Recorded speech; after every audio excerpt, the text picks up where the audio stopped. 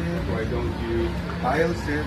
So tiles, sa amin naman kasi, like, our number one concern is how do we create a building so affordable that we can rent cheap. So this is where they eat. Yes, later we'll look at the beds. It's like parang capsule hotel sa design. So mga bunk beds.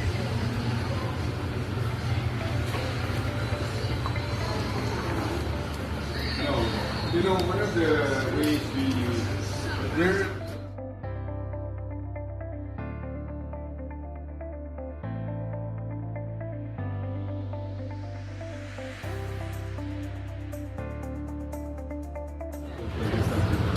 So for 3 years we were half empty.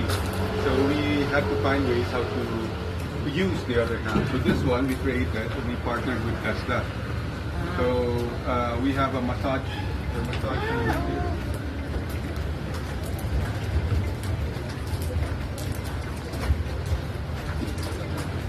But this used to be the toilet.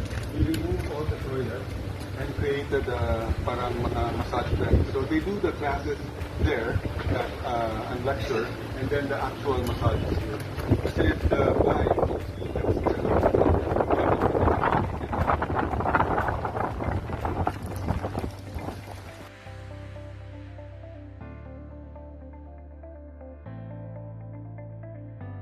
parking.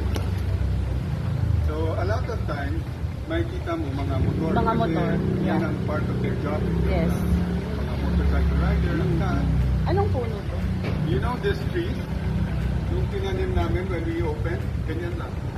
But what kind of tree? Alpicite. They say Alpicite is the best tree for picnic kasi it's like an umbrella. Alright. Just to shade. Wala kayong mga fruit bearing? Hindi siya po. Kasi what we wanted, ano yung best for shading. Yes. Oh, nice. And then you can tap here.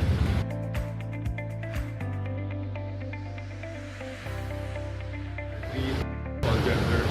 Tapos, the third floor is all the aircon room. We have the daytime, nighttime. Bakit may daytime, nighttime? Daytime kasi most of the ones renting there are riggers. Night security, and so they're sleeping during the day. So the aircon always in the room. Ito naman, close siya today, close siya sa daytime kasi these are regular workers na wala sa work sa umaga, nasa work sa umaga, tulog sa gabi. I'll show you inside.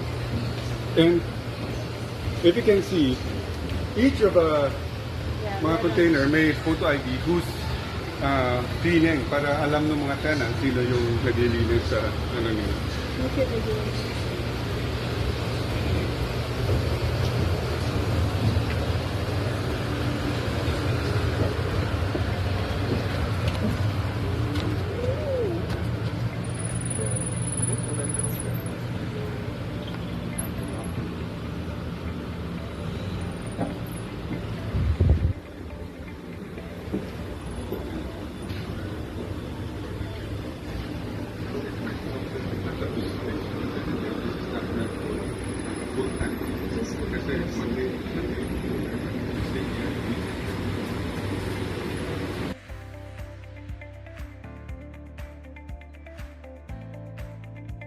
Yeah, so for those working around the area, and for the aircon room, we're charging them, inclusive of power, water, charging them 3,095 a month.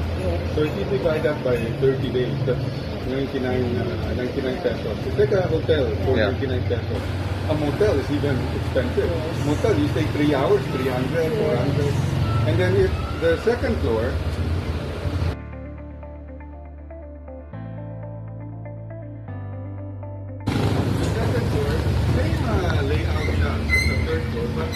there are no aircon. So if they're more on a budget, but the difference naman, the third floor we charge 3,095. This one 2,095. So 1,000 cheaper. And so if you divide that by 30 days, that's about 70 pesos a night. So it's very affordable compared to if they have to commute back to Laguna, to Cavite, that will at least 100 pesos one way. And plus the hours they have to spend on the traffic, on the commute. They should learn how to use sign language. Now, yeah, you should learn sign language.